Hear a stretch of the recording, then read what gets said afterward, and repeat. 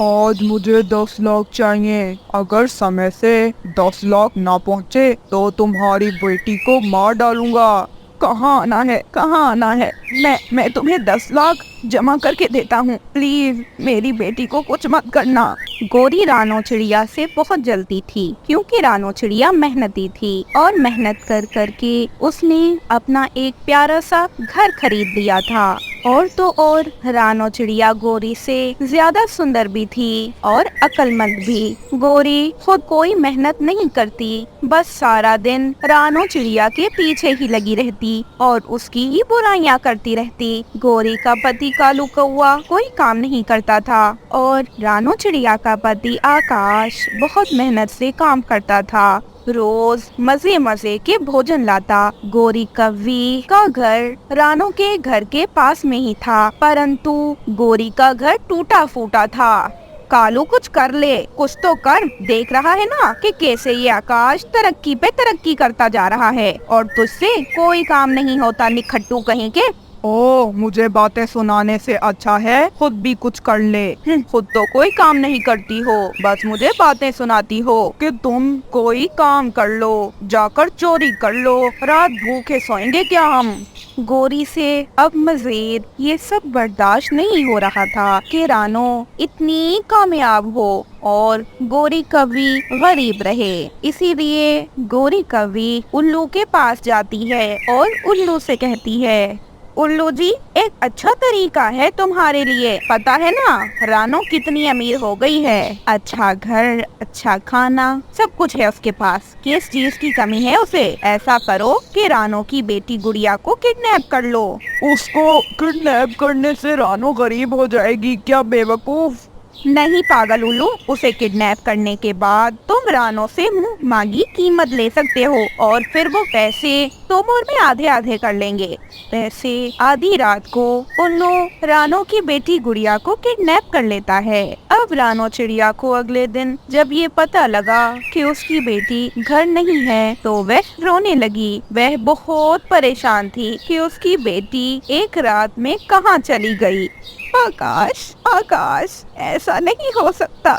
अगर गुड़िया को कुछ हो गया तो गुड़िया के अलावा हमारा है ही कौन? तुम पता करो ना, गुड़िया कहाँ गई? मैंने हर जगह खोज लिया, सबसे पता कर लिया, पर किसी को नहीं पता गुड़िया का। मेरी बच्ची ना जाने किस हाल में होगी। इतने में रानो चिड़िया के पति के मोबाइल पर किसी की कॉल आती है। जब वह कॉल उठाते हैं तो उल्लू कहता है, आज मुझे 10 लाख चाहिए। अगर समय से 10 लाख ना पहुँचे तो तुम्हारी बेटी को मार डालूंगा। कहाँ आना है, कहाँ आना है? मैं तुम्हें 10 लाख जमा करके देता हूँ। प्लीज मेरी बेटी को कुछ मत करना। आज शाम को बड़े पेड़ के पास पैसे रखकर चले जाना। कल तुम्हारी बेटी तुम्हारे घर होगी।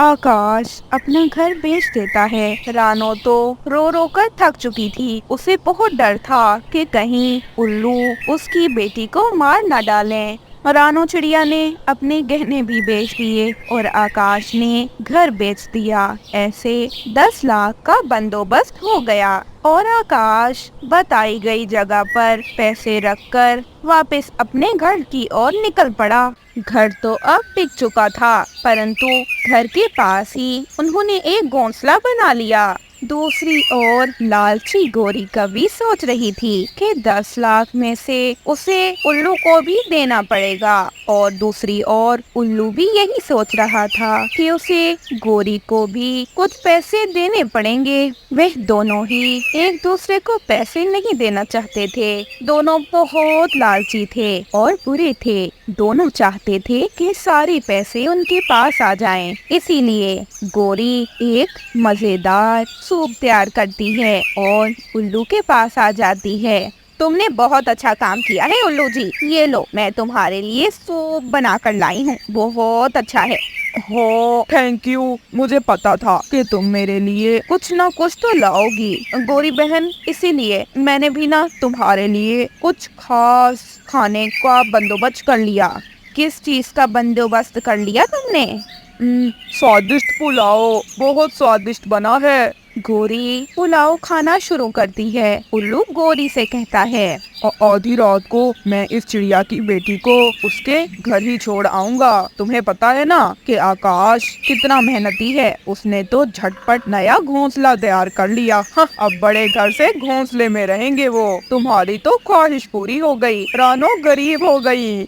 गुड़िया रो रही थी और ऐसे उल्लू ने गोरी का दिया हुआ सूप पीना शुरू कर दिया। गोरी ने उल्लू के दिए हुए पुलाव को खत्म किया और थोड़ी ही देर में दोनों मर गए, क्योंकि दोनों ने ही खाने में जहर मिला रखा था। गुड़िया तेज आवाज में चीख रही थी। उसकी चीखें अगले दिन सुबह सवेरे वहाँ से गुजरने वाले तोते ने सुन ली और गुड़िया को बाहिफाजत उसके घर पहुँचा दिया।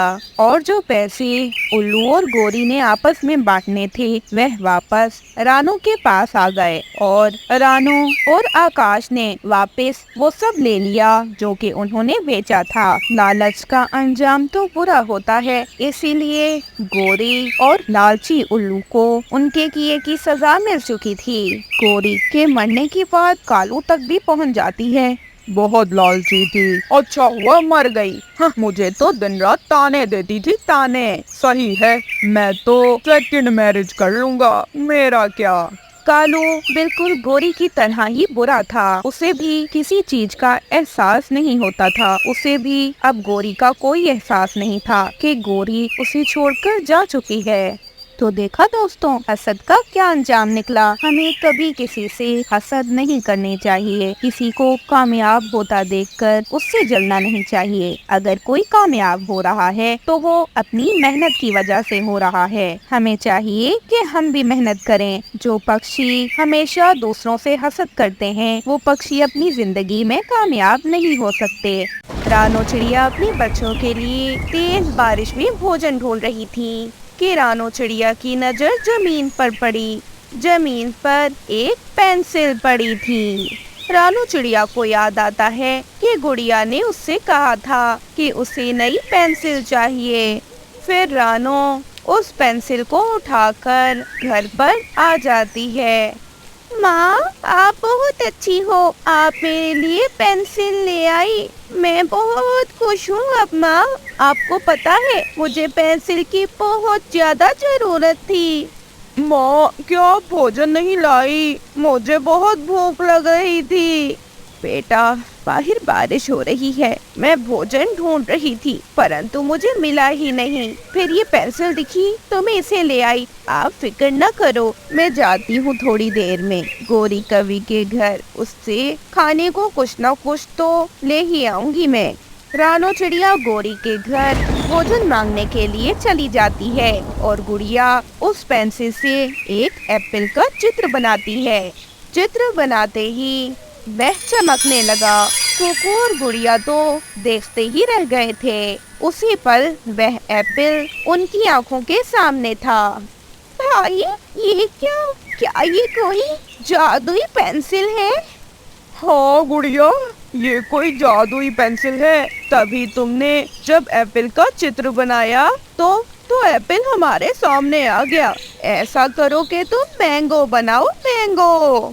गुड़िया खुशी से पागल हो जाती है और वह जल्दी जल्दी मैंगो का चित्र बनाती है।